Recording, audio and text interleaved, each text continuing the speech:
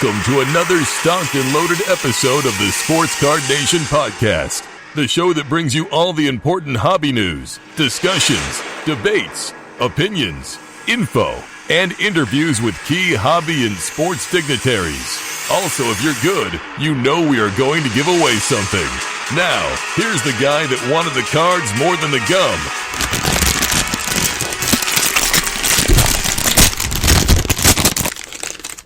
John Newman. What is up, everybody? Episode 157 of the program. Hope you are doing well. I have no complaints on this side about that. Happy about the show we have today. We have three young men, speaking from the New York City area. They don't all live there right now, but that's where they're from originally. Tommy, Marc, and Justin. They are the creators and founders of Card Crusade, the app, the breaking app, which they have many big things in store for that. We're going to talk about sort of their hobby background, how this app came about, where they see the hobby going, and future plans for Card Crusade. And like I tell them, when talking to them, love to see young folks doing stuff in the hobby, being successful. I'm a rooter for people. Always been that way. It's probably why I got into coaching. It's probably why maybe a little bit late to it, but wish I started earlier. Why I got into the teaching side. I like to see people succeed. I root for people. Some people aren't good as others, but something I'll hang my hat on. And so happy to see these three young guys doing some stuff in the hobby and trying to make it a better place for themselves, other hobbyists, and future generations. And that's a positive and great conversation with these three young men. I think you'll agree. So with that being said, let's get this thing going.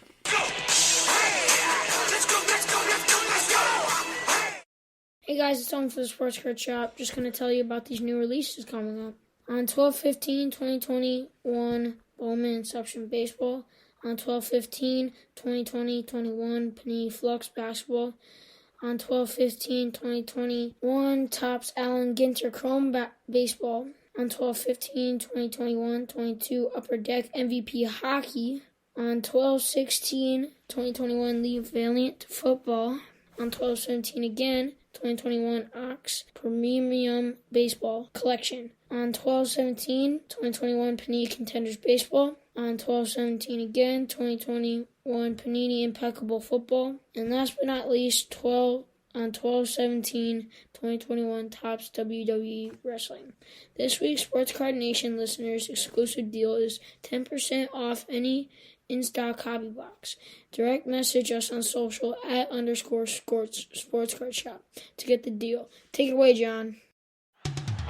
The Sports Card Shop is your small-town local card shop with a global reach. Located in New Buffalo, Michigan, the shop is one of the most accessible in the Midwest. In addition to being an authorized Panini direct dealer, the Sports Card Shop carries all major trading card brands, including Topps, Upper Deck, Pokemon, Yu-Gi-Oh!, and more.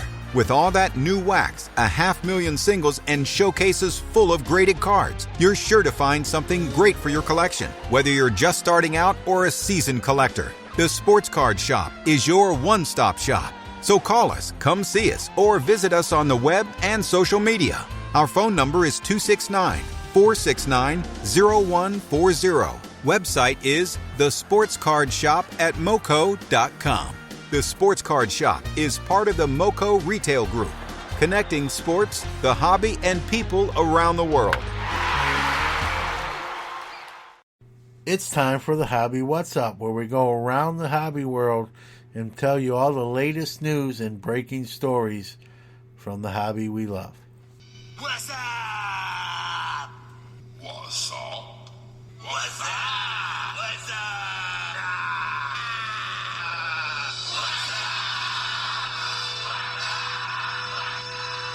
Another investment in a company, this time Dibs, the fractional share platform.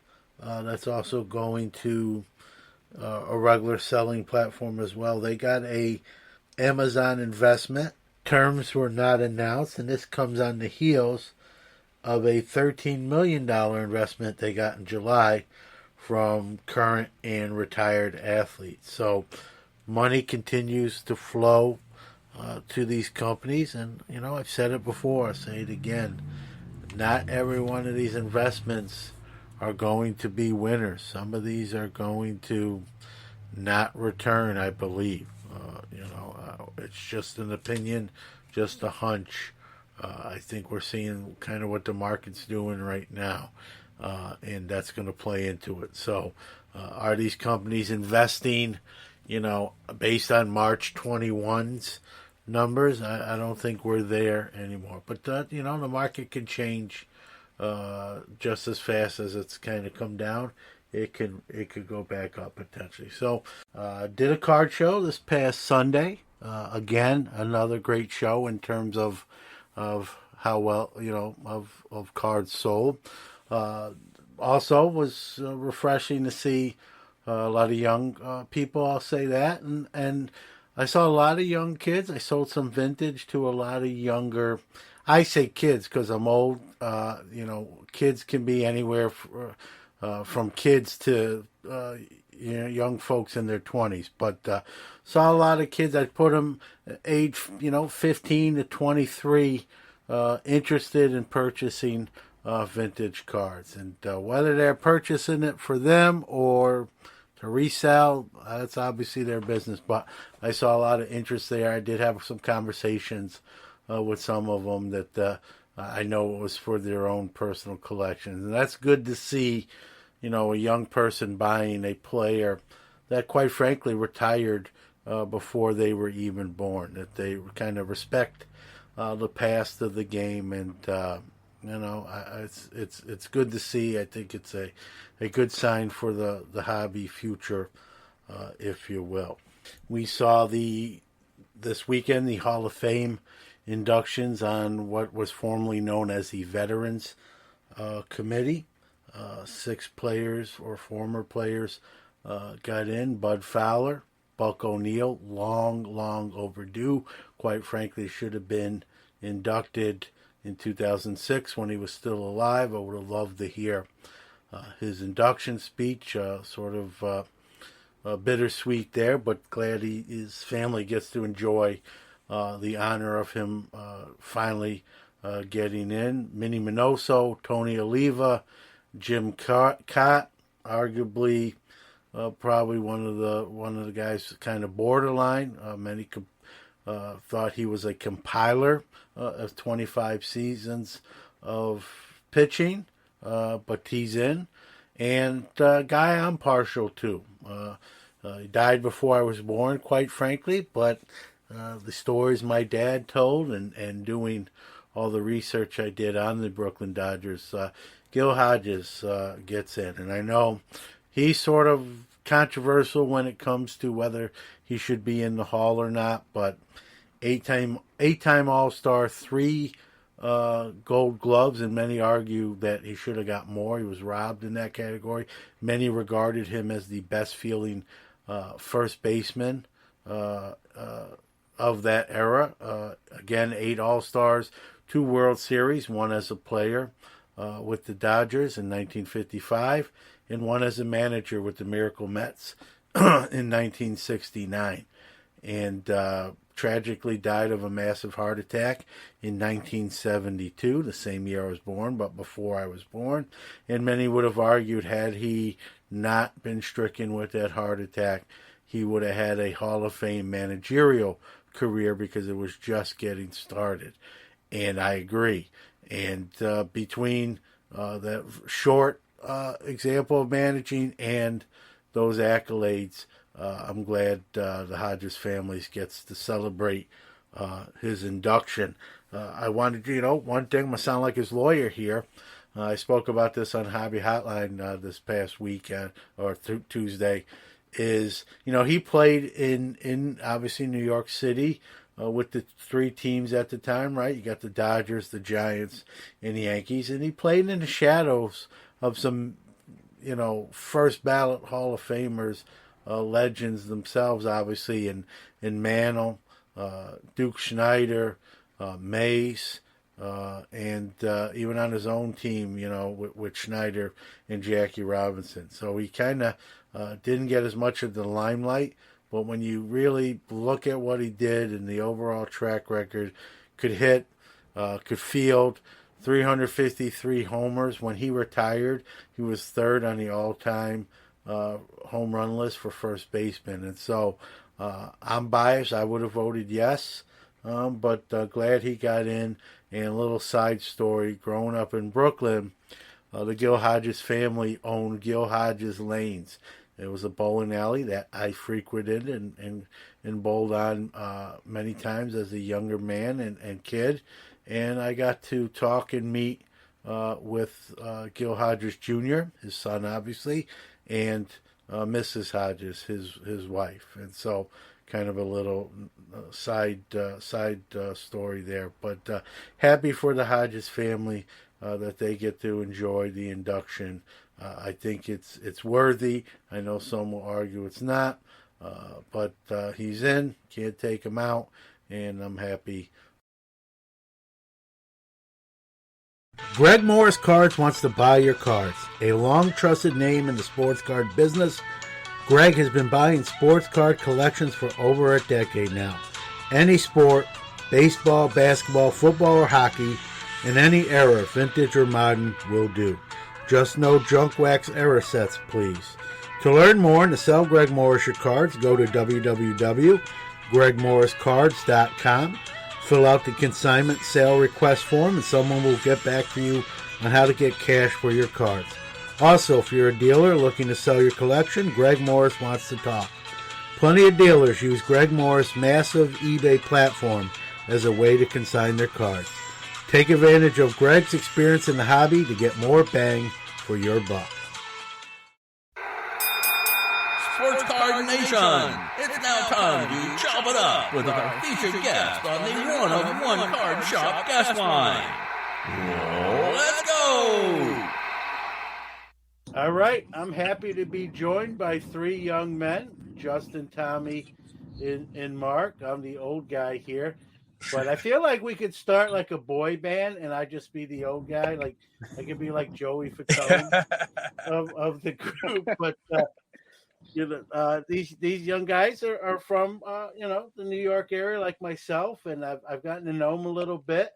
And they've got an app and a marketplace platform for breaking Card Crusade, and like I told them, I always enjoy seeing young folks, doing big things and making it happen. And so promised them I'd have them on, talk a little bit more about what they've created and what they're doing. So welcome, gentlemen. Yeah, thank you. Thank you for having us on. All right. No one's saying definitely not me. So let's put that one to bed. But what I want to do here first, just so we can kind of individually kind of go around, I'll say your name. Just kind of give whatever you want to share with those listening, where you're from, how you got into the hobby, that sort of thing, a little bit of the background. Then we'll get right into what you guys are doing and have done already. So I'll just go in order on the screen here. Justin. Yeah. Again, thanks for having us on. My name is Justin. I'm one of the three co-founders here. And, I've been collecting, actually, I'm sure I fit into the group of most people. When I was younger, maybe 8-10 years old, I was collecting Yu-Gi-Oh! That was like my big thing. And then when we moved, of course, I said, I don't need those cards, right? Just throw them in the trash. And 10, 15 years later, I'm wishing I held on to them. But I got back in. I'm super big into sports now, particularly basketball. That's what I like to collect. And that's kind of, another reason why this venture started with the three of us. I'm originally from Yonkers, New York. So anybody over on the East Coast near New York, you probably know where that is. But I now live in Colorado, down in Denver. Yeah. So that's just a little bit about me. I'll let the rest of the guys tell you about them. Yeah, Yonkers. Before Yonkers, I'm familiar with there's a horse racetrack there. Local people know about it. I've put a few bucks and watched those horses go around go around the track. But fortunately, I moved before I could go there. All right, we'll go clockwise. Mark, go ahead. Yeah, so thanks for having us, John. Again, it definitely is a pleasure to be on your show. But yeah, for us, we all grew up together. I myself, I started actually early on as a Pokemon collector, and I wish somebody just took my cards away from me at an early age, because I'm pretty sure I was scraping half of them against asphalt, and no one knew how much they'd be worth someday. So, yeah, but I probably started collecting around the age of 4 or 5 years old.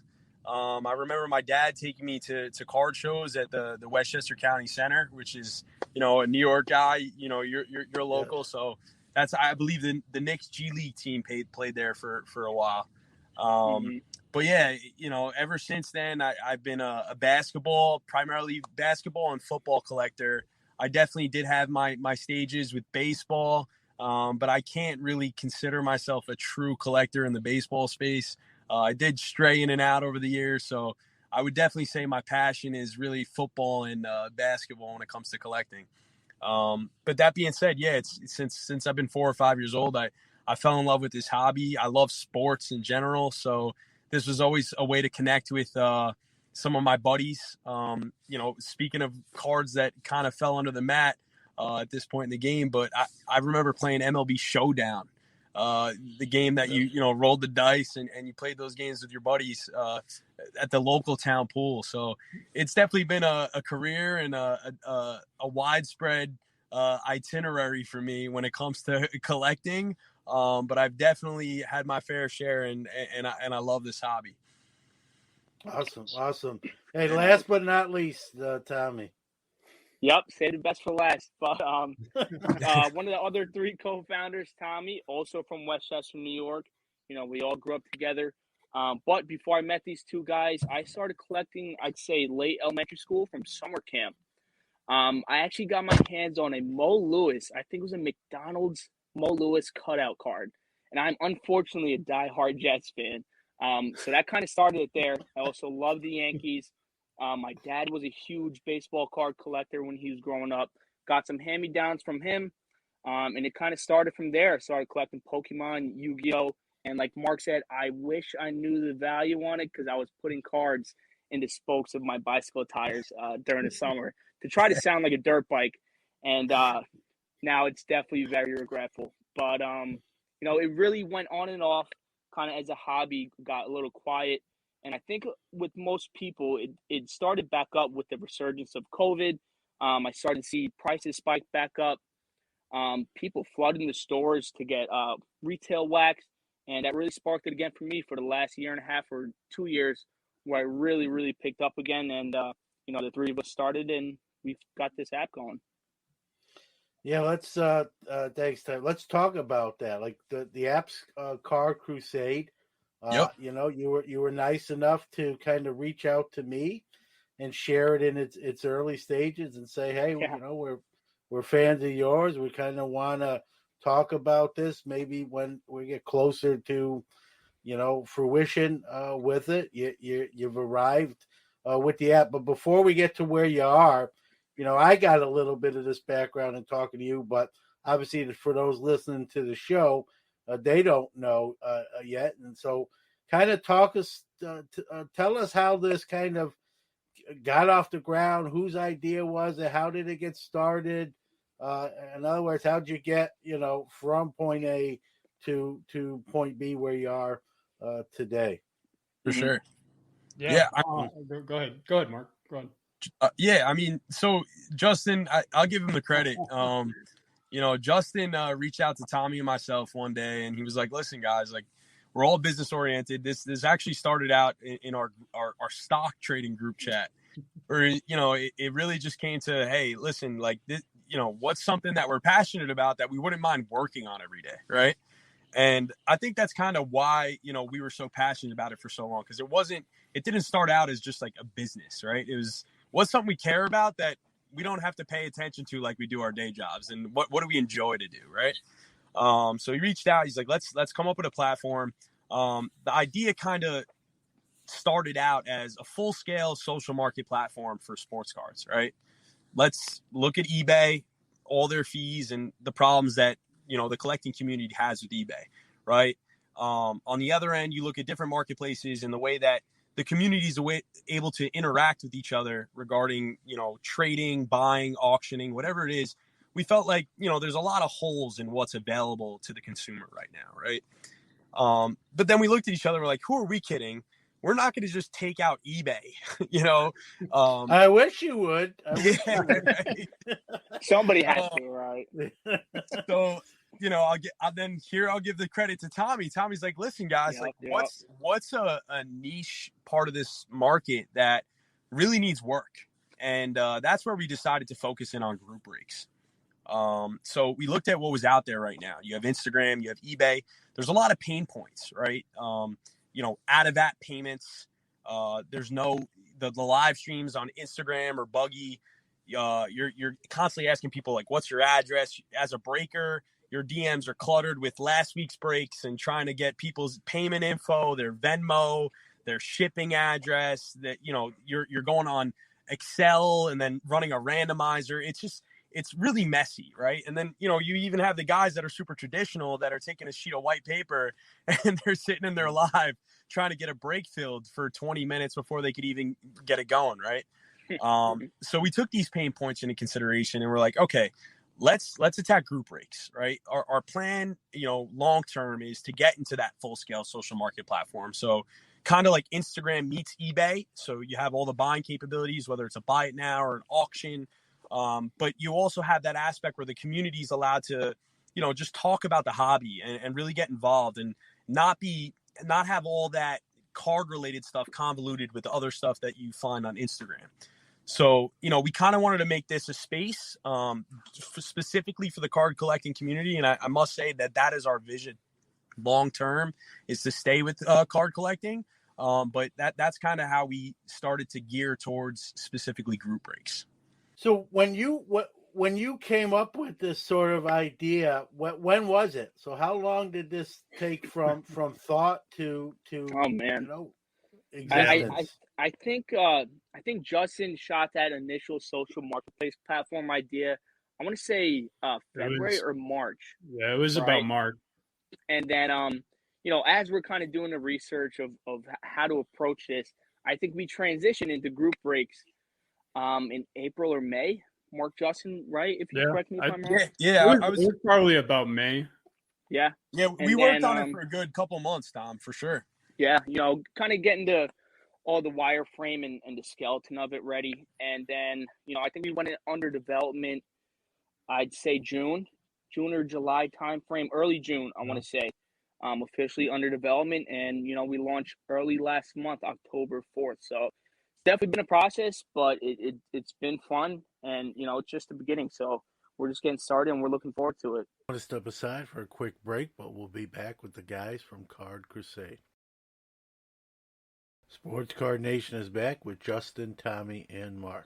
Does anyone have a computer or the programming background? Where does that come from?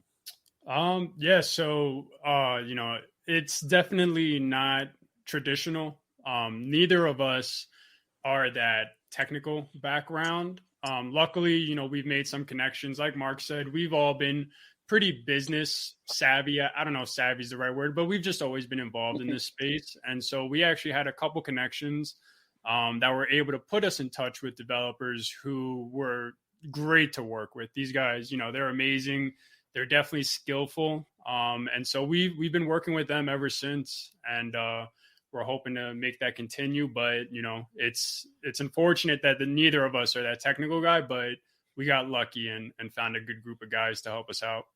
Yeah, and this is an idea. You said February, right? This kind of the thought hatched, and here we are in late November, and this thing is for real. That's impressive. I mean, you hear a lot of times with these same sort of stories. I'm not even talking hobby stuff, but any sort of launch of apps, or sometimes you hear taking 2 to 3 years from thought mode to actual substance, and so that's fast track.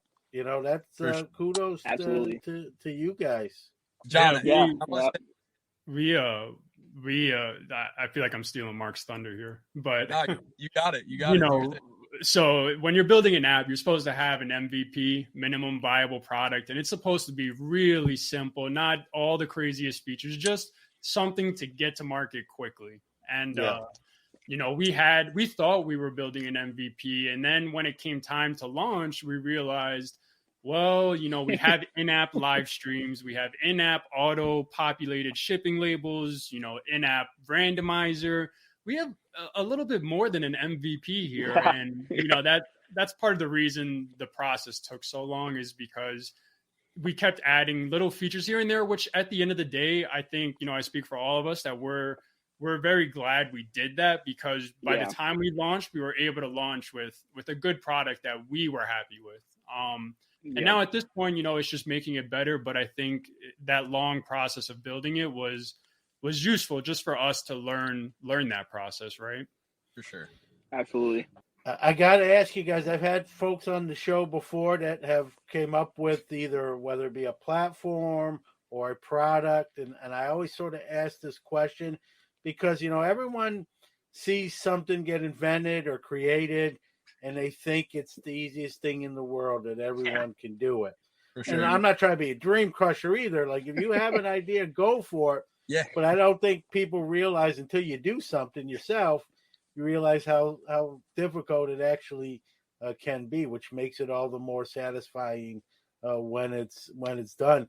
Can you talk a little bit about as quick as it did get off the ground? Were there moments along the way where maybe like, I don't know if this is going to happen, some points of difficulty? Well, yeah, for sure. So it actually happened pretty early on, and it was almost a fire drill. We had our first developer, and stuff kind of fell through. It wasn't the right timing for either of us, and next thing you know, it was like 2 weeks into development, and then we're without a developer. So here we are. We went public saying we're under development, and then we have no more developers. So it's just a straight fire drill, and this is where we kind of turned up the gears, locked in another developer. He's been great, and he produces products for us. But through these last months, we've been on calls, doing research, paperwork, everything on the back end, almost every night. And I think, like Justin said before, it's been very satisfying. And definitely worth it, just kind of seeing the product in front of us right now. Yeah, and John, I would just to add to Tommy, he touched on it. The calls we've been on, that's kind of what drove our progress, right? Instead of taking this and making this product or what we wanted to deliver to the collecting community about ourselves, we actually spent countless hours and turned to the community itself. I can't even tell you how many calls we've been on with breakers, buyers, people that just want to be a part of the community, people that have tech backgrounds, and really kind of taken a collection of all their ideas and tried to deliver a product that, when we saw obstacles and we didn't really know the answer, we took their input into consideration and helped that decide what we wanted to do. Right. So I really think I could speak for all of us and say that we're confident in, this product was built by collectors for collectors. That's something we try to stand by. And, it wasn't just our idea. This took a lot of input from some of the biggest names in the industry, the breaking community specifically. And that's kind of what got us through those hurdles, those what ifs, this company is so big, how can we catch up? It was like, let's just stay in our lane. Let's focus on what we know, and let's just deliver what we want first to the hobby rather than thinking about a business and how we're going to compete against these big players. Yeah, and full disclosure, to be honest with you, we had, I believe it was a Zoom call some months back, and you asked me, my thoughts or some things I'd like to see or not see. Hopefully you didn't listen. But you did ask me, and I appreciated that. Yeah, but I think it goes to show you, like you just said, Mark, that you care about the hobby, you care about what people want and don't want to see, to get that feedback and try to put that in place. And that's obviously your consumer. So why wouldn't you want to You see a lot of companies, and I'm not talking about just even apps or platforms, but even companies in the hobby in general, where it's just about that S with the two lines through it, right? And they don't ask for the what people want, or hey, what do you need us to do? Yeah. And so when you hear that any kind of entrepreneurial effort is cares or concern, it's refreshing. So kudos to you guys Yeah. there as well. Yeah, Yes. we appreciate that. One of the Thank you, John. big things, for us, like Mark said, we're not breakers, we're not the sellers. So that's where, we talk to dozens of, big breakers, kind of just, what are your problems? What are some of the things that you struggle with Instagram that you wish were better? And that really helped us build out that seller side. But I think, the buyer side, that's really who this was built for. We built it so that as a buyer, you're not on Instagram scrolling through 20, 30 live streams, trying to find a product that you actually want to buy into. So that's kind of, what helped us build this is our unique perspective on the buyer side, because that's who we are at the end of the day. And so, we built in a chat in the live stream, right? It's important for people to communicate. We built in a filter feature where you can filter by sport, you can filter by price. Do you want pick your teams, pick your divisions, random teams? You can filter by all of that. And then also, obviously, just having that search feature. This way, if you're looking for, NBA optic, right? You can find it easily. You're not scrolling forever to try and find an optic break. And so, it's been a great process for us, just getting that feedback and constantly iterating and making it better based off what the community tells us. Yeah. Now, Yep. now if I'm a breaker and I want to, I'm not, but just we're playing hypotheticals here. You could be a breaker for us, John. That's too late for that's too late for me. But is there a vetting process? Like, do you kind of do, for sure. I hate to say a background check, but in a sense, a background check to make sure, that who you're letting on as a seller, in a sense, is above board and that way to prevent future issues potentially from occurring. Yeah, absolutely. And that was kind of one of the problems we saw from Instagram is untrustworthy breakers. A lot of people are getting scammed because new people coming in, buying breaks, they don't know who to go to, or they're trying out new people, and unfortunately they get scammed. So we had a big application process. Prior to launching, we had almost 90 applications, and we kind of sorted through that data, and we took it all in, and we kind of chose the best ones, who was most credible, and we actually had one-on-one meetings, kind of like how we did when we first initially met. It was the three of us. It was that breaker. We want to put a face to who's behind that page and really get to know them personally and make sure they're good to break on this app. Because, as an early stage platform, it's already hard to gain that trust. And then now they're coming on a platform, probably trying out a new breaker, and, they have to be able to trust it. And so it kind of starts right there. That first protection layer started with us as in vetting through these breakers, really digging through these applications, making sure we've got the right guys, and kind of setting these policies in place of, if anything happens and goes wrong, they're kind of done from the app. But luckily, we haven't had that yet, because we do think we picked some very good, incredible breakers in the community, and we're pretty happy with this so far.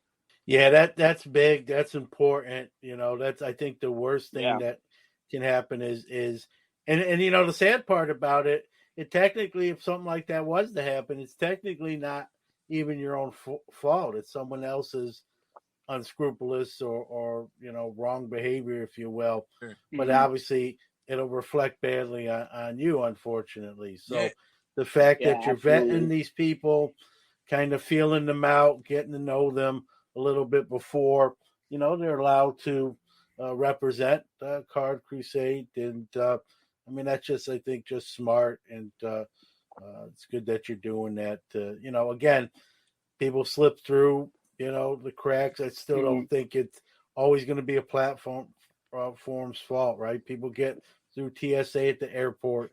For sure. with stuff too, and they're doing their job. It's just it's almost impossible to catch everything. So, but the fact that you're doing that due diligence, I mean, is important and good to hear. Time for another quick break, but we'll return right after that. Pastime Marketplace has a line of graded card cases that are waterproof, airtight, dust-tight, and hardened to protect and organize your valuable collection.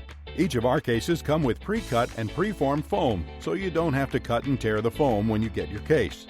The pre-cut foam inserts are sized to hold PSA, Beckett, SGC, and CGS slabs. Store it all safely and securely with a case from Pastime Marketplace. Check them out at www.pastimemarketplace.com.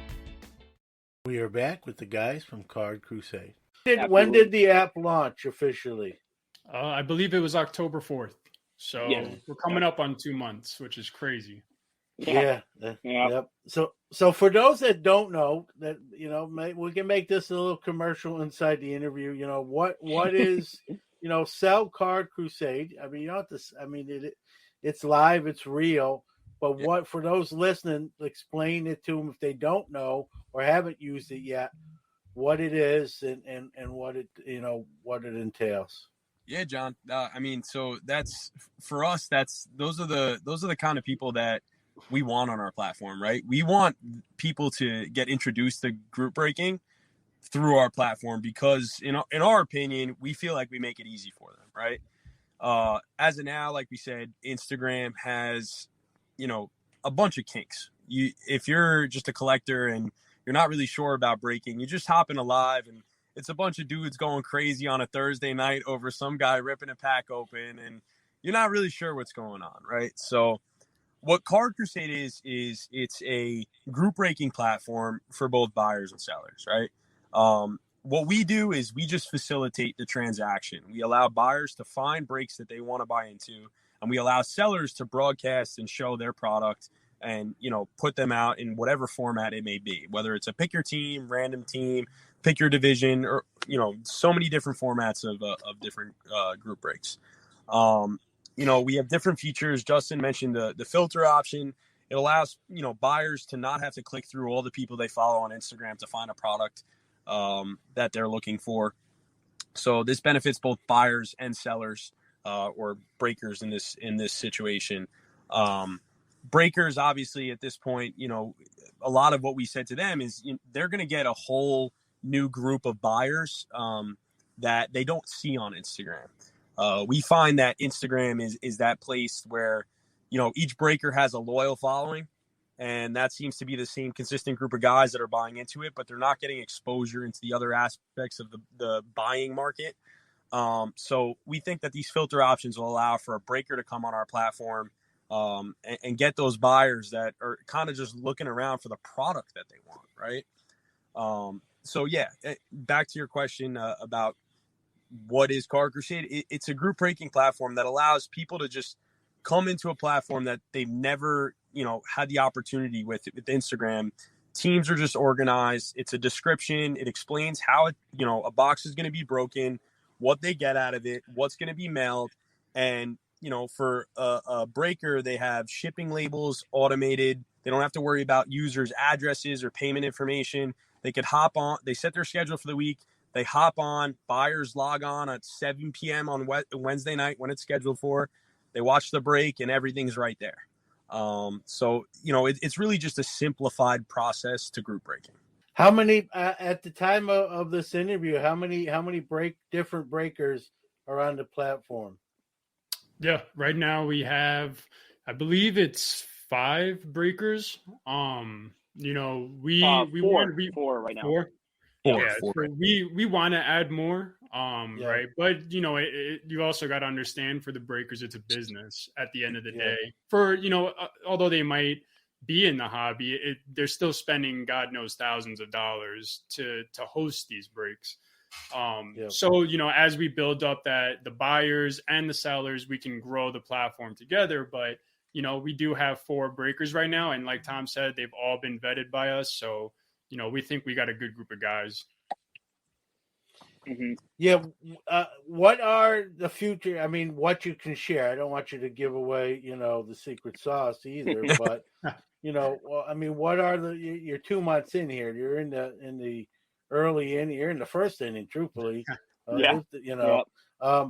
What any future plans? Have you thought that far ahead? Like what you want to do, add on to what you're already doing. Yeah. I'll just start it off and Go then ahead. I'll let you go, Tommy. But No, you're good. we pride ourselves on getting feedback from the community, the users, and iterating on that feedback. And one of the biggest things we've gotten is, why are you not on Android? Right. So, of course, it's a lot easier and quicker to launch on one than it is on both. So we chose Apple, but rest assured, the next big milestone for us is getting on Android. And then I'll let Tommy talk about some of our other, roadmap over the next few years. But I do want to just let anyone know that's listening, we are coming to Android. We have heard you guys. Yeah, absolutely. And, kind of our first immediate steps, like Justin said, we really take into account this feedback, and we're still doing it. We encourage people on the platform to give us positive or harsh critique about the app. And, we've pushed already, I think, 3 to 4 updates on the app. They've all been feedback from users, whether they've reached out to us in the DMs, like, hey, like, guys, this isn't working, or like, why can I not do that? And we've sat down and we're like, oh, like, crap, they're right. I don't know why we didn't think of that. And we turn around to our developer. He added it in and push it in the update. So we have a couple other open items. One specifically buying multiple spots in a break as kind of a shopping cart feature. We do have a couple more features we're going to add as updates. And again, these are things we're receiving from the community, which is great. And we're pushing it to the app as an update. And once we feel this is kind of good to go, we're going to start that conversion to Android.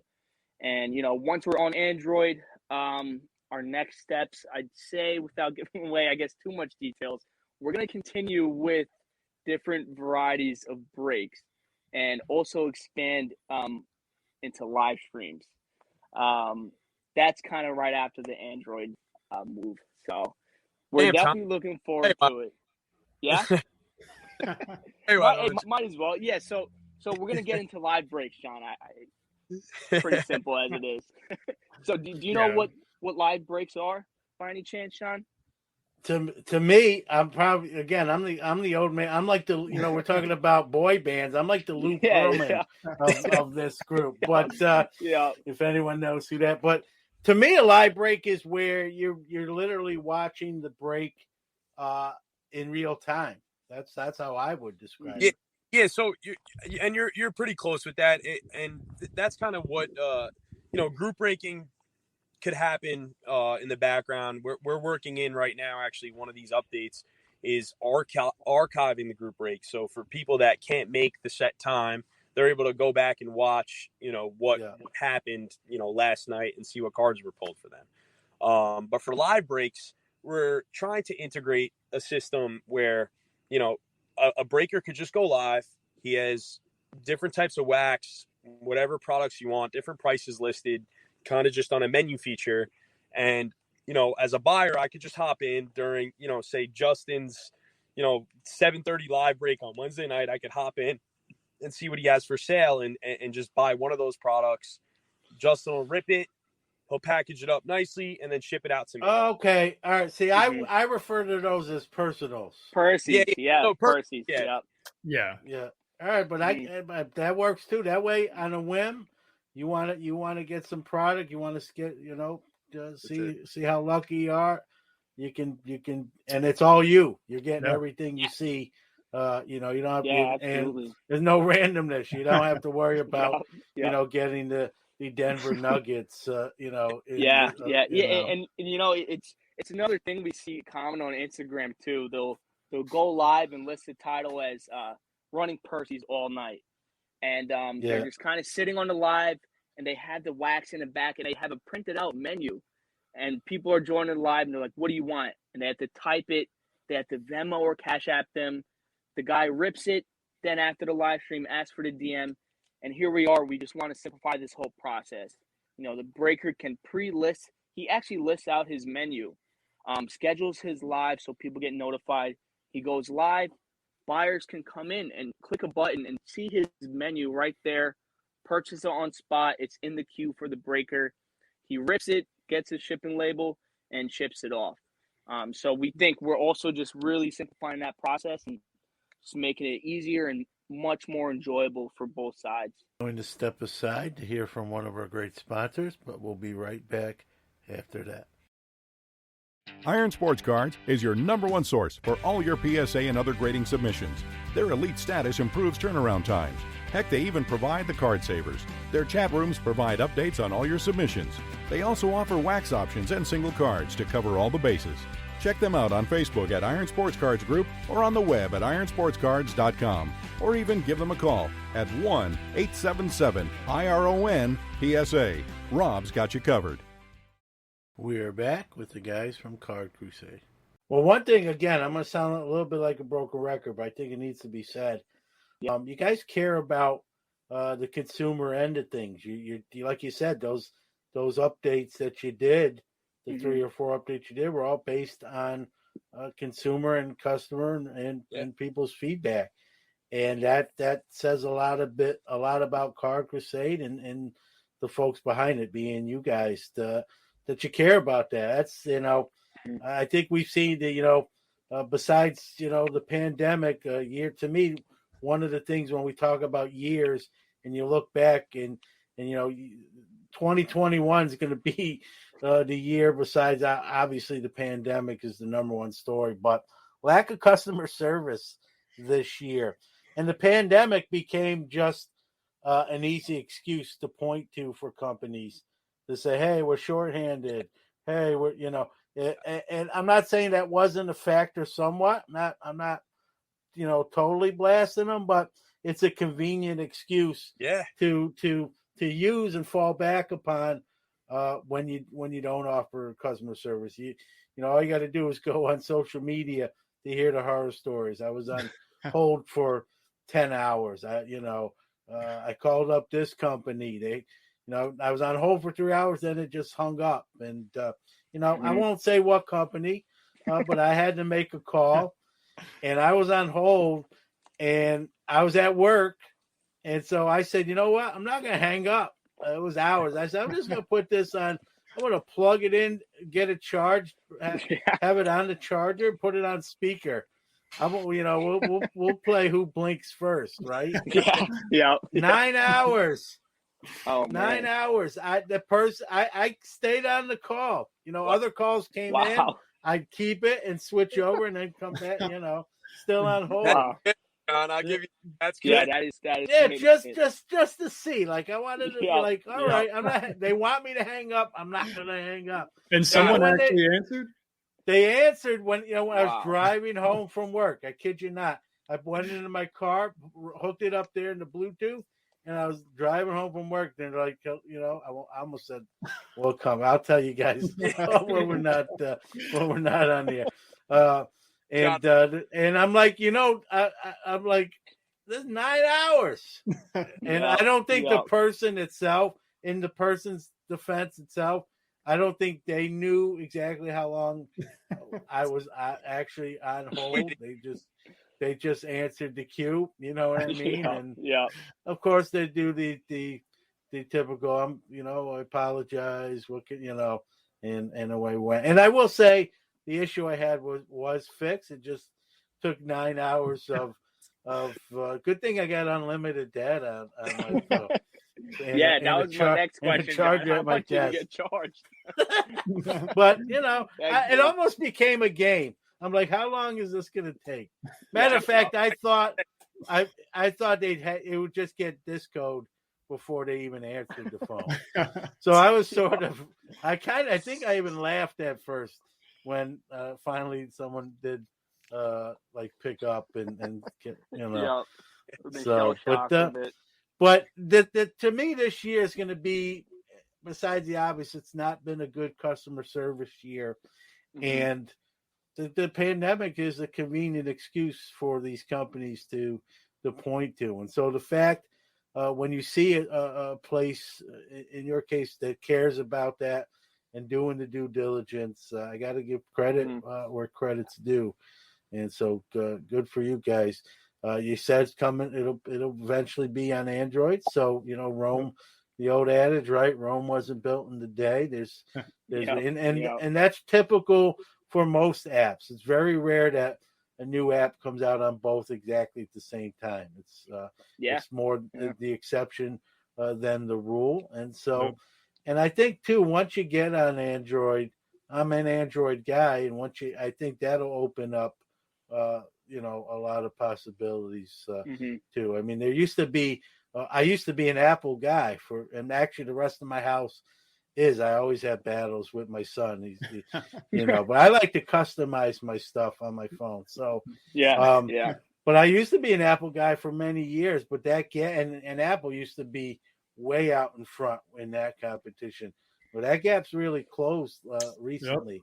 It absolutely is. It is. I don't want to make this a business show per se.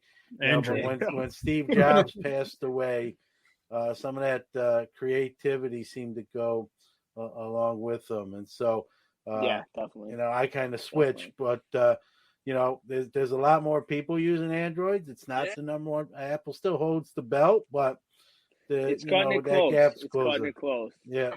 And Justin's actually an Android user too, John. If you didn't know, one of our co-founders is an Android user. Yeah. on an Apple only app, our co-founder is an Android user. Luckily, he's got his work phone. Well, that'll push you guys to get the we got to get there ASAP. That'll give you a little in-house incentive to get that. Get that to market. So, guys, I know I talked to you a little bit about it before we went live. With the interview, we're seeing the big thing in the hobby, right? A lot of these investment groups finding these upstarts and putting seed money. I guess a two-part question. Number one, is this something you're interested in? And number two, any leads there at this point? I know it's really early in the process, so a lot of times you gotta sort of prove yourself, but any plans for that eventually? Yeah, it's definitely become a lot more relevant, right? The venture capital money, the investors. And I think it's really it's based on like what you want to be as a company, right? If you're fine being, I mean, let's face it, right? You need outside money if you want to grow and scale your company. But if you're fine with like the small, incremental growth for the life of your company, then, by all means, you don't have to raise money. But for us specifically, right, we envision this being a staple in the hobby 5 years from now, right? If you're looking out 5 years, we think a lot of what's done on Instagram you won't see as many transactions on Instagram because it's just not built for it. And that's why you see companies like us, Card Crusade, Whatnot, Loop, Starstock. There's so many different sectors within the hobby. So for us, like Marc said at the beginning, we envision ourselves becoming a full-scale social marketplace where you can interact with others in the community and also, make transactions, whether it's trading, buying, whatever it is. And so for us, we do see down the road, wanting and needing to raise capital. But for right now, we're still in the process of validating our business model and trying to just grow, right? We think, like I said, Instagram is not the future. And so we want to start that transition and be a part of that change. So if that answers your question. Yeah.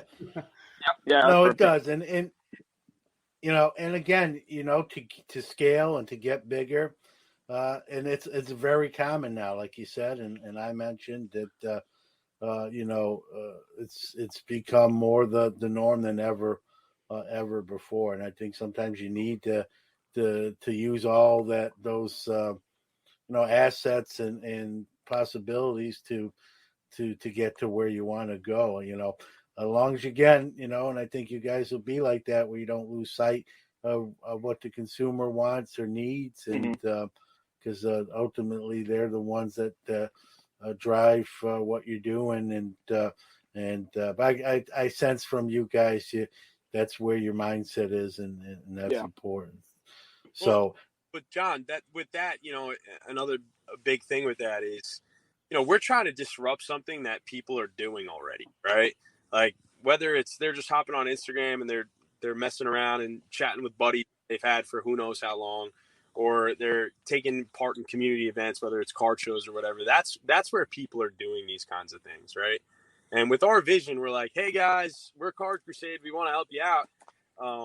It's kind of hard for us to just come into the space, and we get that, right? We get getting that trust from people and getting them onto our platform may be difficult at first, but we don't want that to deter people from trying us out, right? So, I say to Tom and Justin all the time, I like to think of it as like a stray dog, right?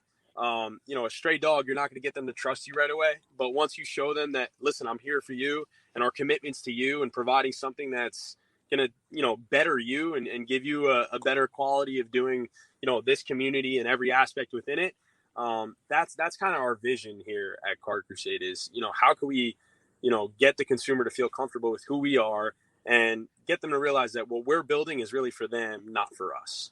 Well, I think the first step, I think you're doing it is asking what they want and what they like and don't like. And I think people want to be one of two things, right? They want to be heard, or at least know that they have a voice, that they're being listened to. We can't, can't do everything necessarily someone wants. I mean, there's so many working parts and gears and logistics.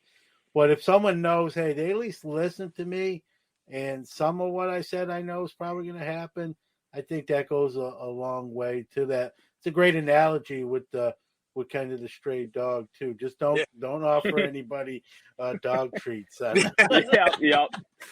But no, it is a great analogy because people at first are, I think in general, in all facets of life, right? It's just like, I don't know, what's the angle, if you will, and until you show them what you're really about. And once they know that, then I think that's where that trust gets built upon. So I think you guys, I think I'm the least smartest guy in the quad box here. I think you guys are. You're up there with. You're the most. I appreciate you saying that, but you guys are smart.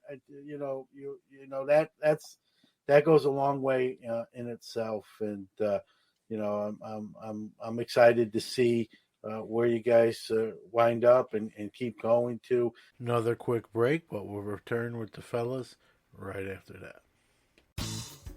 Hey everybody, have you heard about Collectible? It's the one-stop shop where any collector can buy and trade affordable shares in some of the most rare and valuable sports cards and memorabilia in the world, starting from just $5. From 1952 Mickey Mantle PSA 10s and Wilt Chamberlain's iconic rookie uniform to one-of-one Patrick Mahomes RPAs, rare LeBron James logo mats, and everything in between, Collectible is creating never-before-seen access and opportunities for investing in the hobby. Just download the app and sign up with the referral code SCN to get your first share free. Please note this is not a recommendation or solicitation to buy any security. All investment decisions should be undertaken after doing your own research. Sports Card Nation is back with Tommy, Justin, and Mark. I got to ask you, it wasn't really a part of what I was going to ask you, but, thinking about it, New York City guys, Topps is a Brooklyn like me, with the news when that came down that they've lost the baseball license. Now I got it for a couple more years, but that one really for me hit like a ton of bricks. I've said this on the show too, guys, before I let you, Topps is culpable. They dropped the ball a lot, quite a bit themselves. So I don't want to, have a complete pity party, but they also did baseball for 70 years. I'm sentimental being from Brooklyn, being a baseball kid. When that news came across my phone, it was a little shocking. Sort of mad at first and sad. And then your emotions kind of, cool off and you're like, All right, I mean, you're still sad. I mean, I hope Topps lives on. I hope maybe whether it's Fanatics buying them or buying the IPs or some form where we can see those 5 letters still on baseball cards. That's my hope. I have no say in that. That's just a wishful thinking type of deal. But just some of your guys' thoughts and what do you think Fanatics is going to be, like it or not? Fanatics is going to be a huge driving force, probably for the next 10 to 20 years in the hobby. Your your thoughts on that. I know it's a sort of a multi-level question, but now that you're in this space too, obviously breakers are breaking products, right? 75% of the products at some point are going to have Fanatics all over it. So just some of your assessments there. Again, it's all speculation, but that's the fun of doing what we do. We can do it. Absolutely. There's no penalty for being wrong. So and it's true, John. It's definitely sad. I remember when we heard about it, we're kind of sitting in our group chat and trying to kind of fact check each other, seeing if it is official, because they're just kind of third-party sources coming out with it. Yep. And, luckily we do have some time left with it. But like you said, Topps has been an absolute staple in the community. Even if it's just baseball cards, they were predominant and still. For the last almost 100 years, they've been producing cards. So to see something like that go, it's definitely tough to swallow. But like you said, Fanatics is taking over. There's a lot to speculate with that. I think the biggest thing about it that people are wondering is how is quality control going to be? And that is it's really tough to answer. And hopefully it is good, but we don't know, I guess, until the time comes. And I know people have been saying they're starting to preview some boxes through Fanatics. But, for the time being, it's hard to tell. And I guess we can only hope we can see a little bit reminiscence of Topps when they do fully take over. At least just something, Yeah, I mean, just my personal opinion. I think, I forgot which podcast I was listening to, but they were talking about that deal. And actually, I think it was Lootbox TV on YouTube. Gin and Juice, those guys are awesome. But they were talking about, the quality control. That's like a major thing. Like, it seems almost like today, whether it's Panini or Topps, they're just printing cards to get it out. And I think, my personal opinion is part of it's because they know they're losing that deal, in the near future. And so they're, maybe they're trying to cash in. And like you said, it's speculative, right? Yeah. But, I think, I don't know if I'm bullish or bearish on the transition yet, because nobody knows how the Fanatics box the quality is going to be, right? That's the major thing right now. Is just you pull a LaMelo, but it's damaged. It has print lines. It's way off centered. I mean, I was seeing crooked cards, like just cut crooked, and it's like, how does that pass through and get into a box that costs 3 times as much as it did 2 years ago, right? So that's my biggest thing, is I hope the quality improves. But that's just my take. Mm-hmm. Yeah, Mark, anything kind of to close that question out? I mean, look, at the end of the day, I think we all said it, right?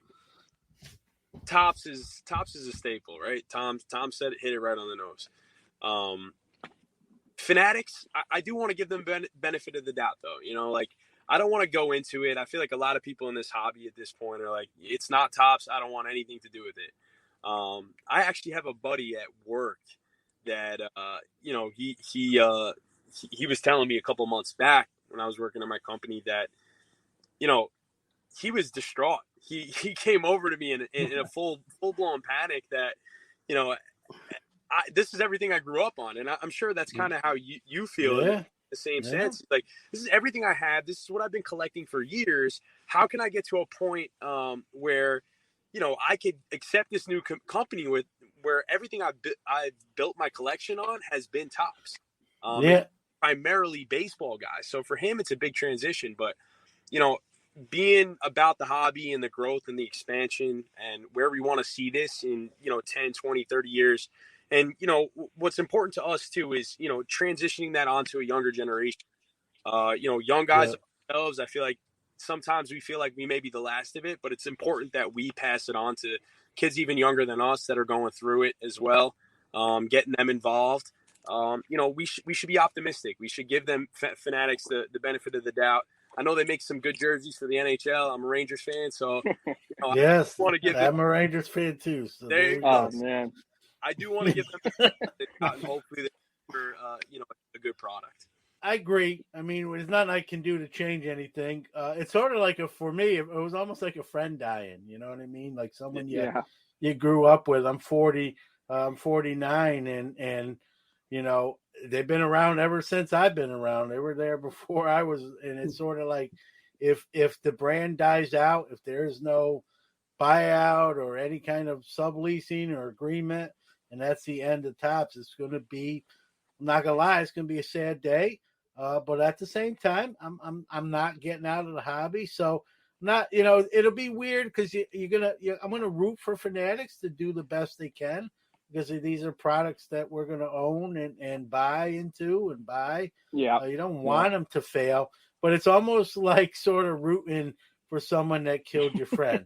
They killed my friend, and now I gotta be a fan of theirs. So you just held it. It's sort of a weird space. It's sort of a weird place to be in. But when you really think about it, that it's a company. It's not, but there are the one thing I've said on this show, guys, too, and this is as someone who changed employment this year myself and lost their employment.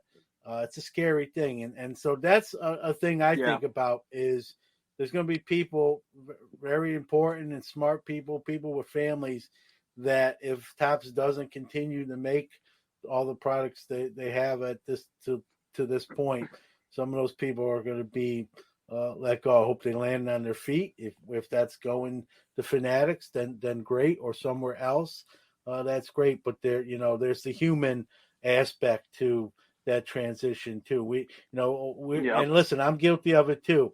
The first thing we think about is the cardboard and the chrome, right? And we're worried sort of about our hobby and what we're, our cards.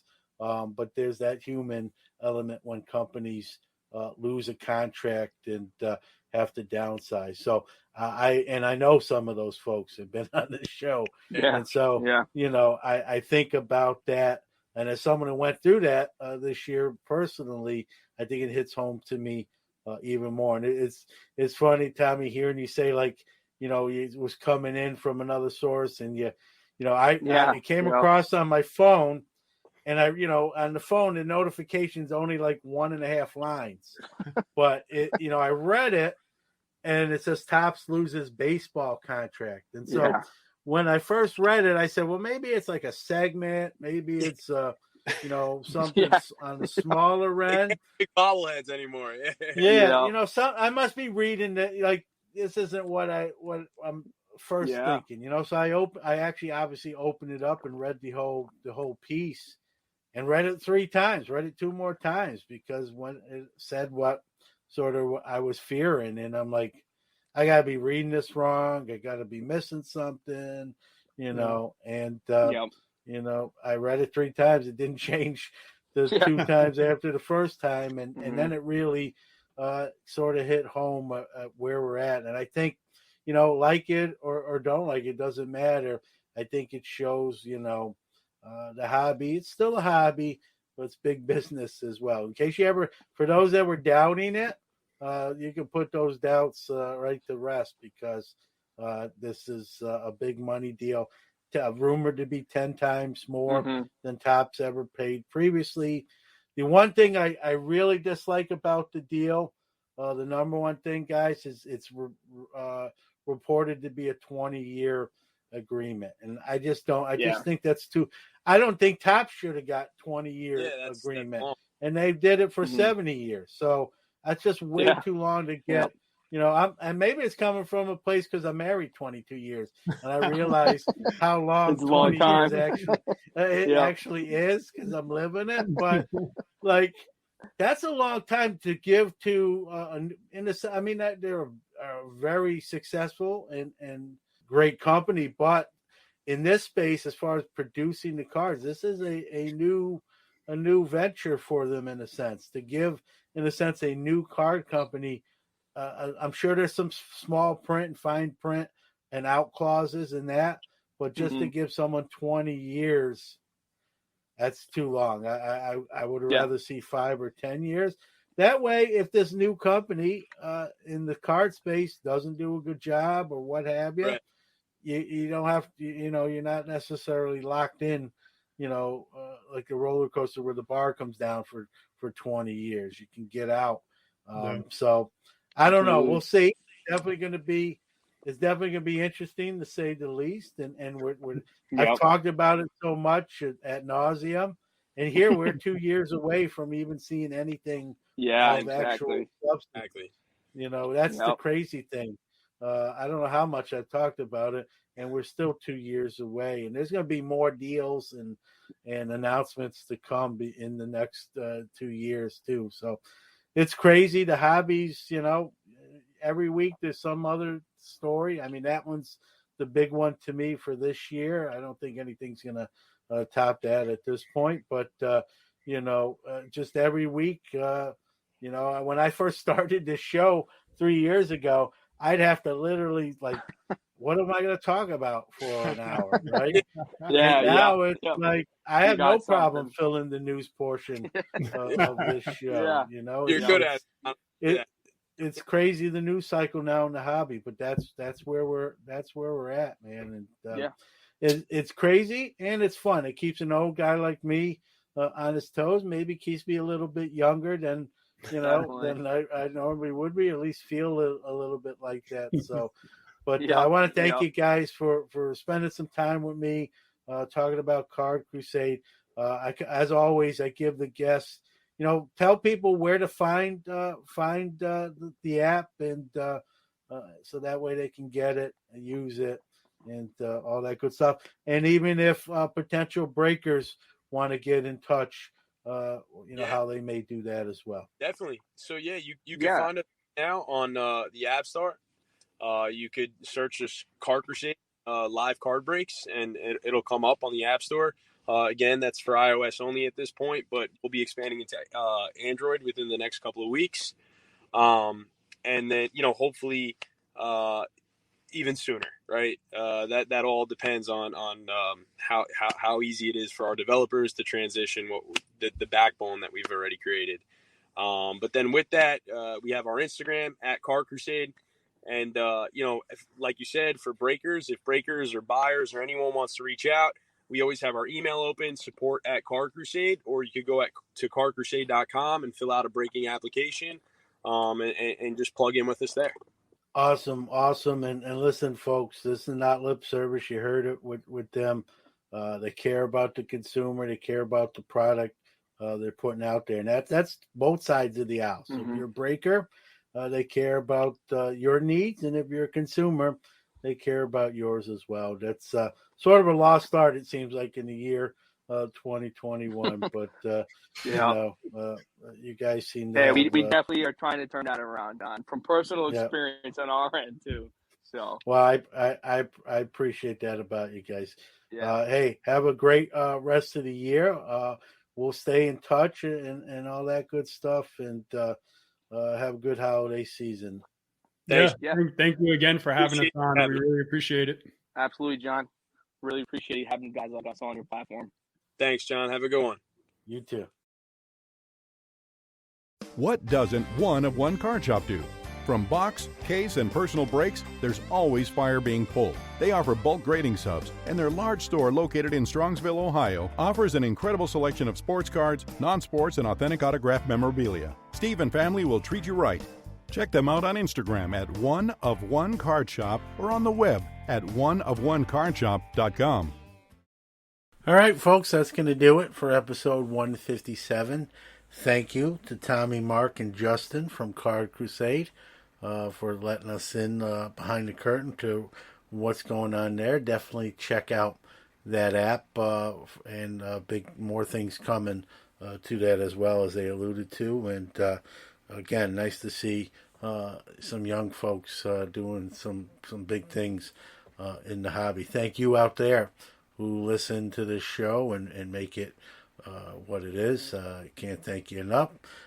Speaking of the show, we are going to do our traditional award show. We've done 2. We're going to do the 3rd annual. I'm not sure the exact date. It's going to be either the last probably week in December or probably the first week in January. So look for that. Pay attention to the social medias. This is what we call the Newmies, but it's also the People's Choice Awards. We give you out there, the hobbyists, to vote on these winners in categories from, best product, best high-end product, best new product, best card company, that sort of thing. So would love to have you vote and participate.